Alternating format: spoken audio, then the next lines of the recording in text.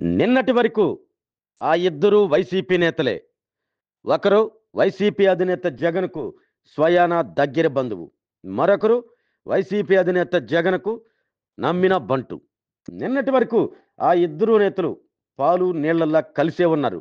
ఎప్పుడైతే ఆ మాజీ మంత్రి వైసీపీకి రాజీనామా చేసి జనసేన గూటికి చేరారో అక్కడ నుండి మొదలైంది వారి మధ్యలో ముసలం. ఇప్పుడు ఆ ఇద్దరు నేతలు ఒకరిపై ఒకరు నువ్వెంతంటే నువ్వెంత అనేలా తూటాల్లాంటి మాటలతో దాడి చేసుకుంటున్నారు. ఆ ఇద్దరు నేతలే మాజీ మంత్రి బాలినేని, మాజీ ఎమ్మెల్యే చెవిరెడ్డి. ఇంతకు వారి మధ్య యుద్ధం ఎందుకు మొదలైందో ఇప్పుడు చూద్దాం. ఇటీవల విద్యుత్ స్కామ్‌లో అదానీ అప్పటి ముఖ్యమంత్రి జగన్‌కు 1750 కోట్లు ముడుపులు చెల్లించారు అంటూ వస్తున్న వార్తలపై అప్పటి విద్యుత్ శాఖ మంత్రిగా ఉన్న బాలినేని శ్రీనివాసులు రెడ్డి ఆ స్కామ్ గురించి నాకు తెలియదు.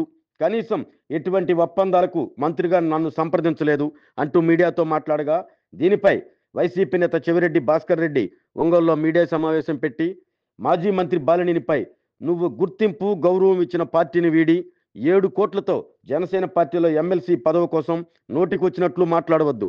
విలువల గురించి తెలుసుకో. తప్పుడు మాటలు మాట్లాడితే సహించం. వైసీపీలో ఉన్నప్పుడు పక్క పార్టీ వాళ్ళతో విమానంలో రష్యా పర్యటనకు వెళ్ళావు. వైసీపీలో నీకు ఇచ్చినంత స్వేచ్ఛ అధినేత జగన్ మరెవరికీ ఇవ్వలేదు. కూటమి నేతల మెప్పు కోసమో, పదవి కోసమో ఎలా పడితే అలా మాట్లాడితే ఊరుకోమన్నారు. దీనిపై స్పందించిన మాజీ మంత్రి బాలినేని, చెవిరెడ్డి, నేను ఎమ్మెల్యేగా, మంత్రిగా ఉన్నప్పుడు నీ స్థాయి ఏంటి? నీకు నా గురించి మాట్లాడే అర్హత లేదు. చిత్తూరు నుండి ఒంగోలు వచ్చావు. నేను రష్యా వెళ్ళాను. ఎందుకు వెళ్ళానో అందరికీ తెలుసు. మరి నువ్వు అమెరికా ఎందుకు వెళ్తున్నావు? నువ్వు చెప్తావా? లేక నన్ను చెప్పమంటావా? ఒంగోలు పార్లమెంట్ ఇన్ఛార్జిగా ఉంటూ ఒంగోలు పార్లమెంటుతో సంబంధం లేని సంతనూతలపాడు, కందుకూరు నియోజకవర్గాల ఇన్ఛార్జీలను ఎందుకు తీసుకున్నావు? సంతనూతలపాడు గ్రానైట్, కందుకూరు పోర్ట్‌లో దోచుకోవటానికి కాదా? 4 నెలల్లోనే ఒంగోలు ఆర్టీసీ స్థలం రాపించుకున్నావు. ఇదేంటి అని ప్రశ్నిస్తే నీతిగా రాయించుకుంటే భయపడేవాడివి కాదు. అక్రమంగా కాబట్టే గదా వాటిని తిరిగి వెనక్కిచ్చావు. రాజశేఖర రెడ్డి కుటుంబం అంటే జగన్ ఒక్కడే కాదు. విజయమ్మ, షర్మిల కూడా ఆయన కుటుంబ సభ్యులే. వారిపై అసభ్య పోస్టులు పెట్టి వారిని వేధించలేదా? నేను ముందే చెప్పా. నేను వైసీపీని వీడి జనసేనలో చేరినా ఎక్కడ ఎవరిని విమర్శించలేదు. నా గురించి మాట్లాడితే గడిచిన 5 సంవత్సరాలుగా ఏం జరిగింది అనేది ప్రజలందరికీ వివరిస్తా. జాగ్రత్త అంటూ హెచ్చరించారు. అనంతరం చెవిరెడ్డి తిరిగి తిరుపతిలో మీడియా సమావేశం పెట్టి, నేను చంద్రగిరి నుండి ఒంగోలు వస్తే నువ్వు కొండేపు నుండి ఒంగోలు ఎందుకు వచ్చావు? మరి పవన్ కళ్యాణ్ పాలకుల నుండి పిఠాపురం ఎందుకు మారాడు? చంద్రబాబు చంద్రగిరి నుండి కుప్పం, మీ స్నేహితుడు మాగుంట నెల్లూరు నుండి ఒంగోలు ఎందుకు వచ్చారు? సమాధానం చెప్పు.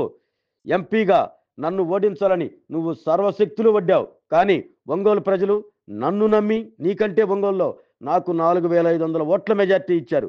కుటుంబం గురించి నువ్వు మాట్లాడటం మంచిది కాదు. మీ సోదరుడు, సోదరులకు నువ్వు ఏం చేసావో చెప్పు అంటూ మరోసారి బాలినేనిపై విరుచుకుపడ్డారు. ఇది గడిచిన 2 రోజులుగా బాలినేని, చెవిరెడ్డిల మధ్య జరుగుతున్న మాటల యుద్ధం. ఇది ఇంతటితో ఆగుతుందా? లేక ఒకరిపై ఒకరు ఆరోపణల పర్వం కొనసాగిస్తారా?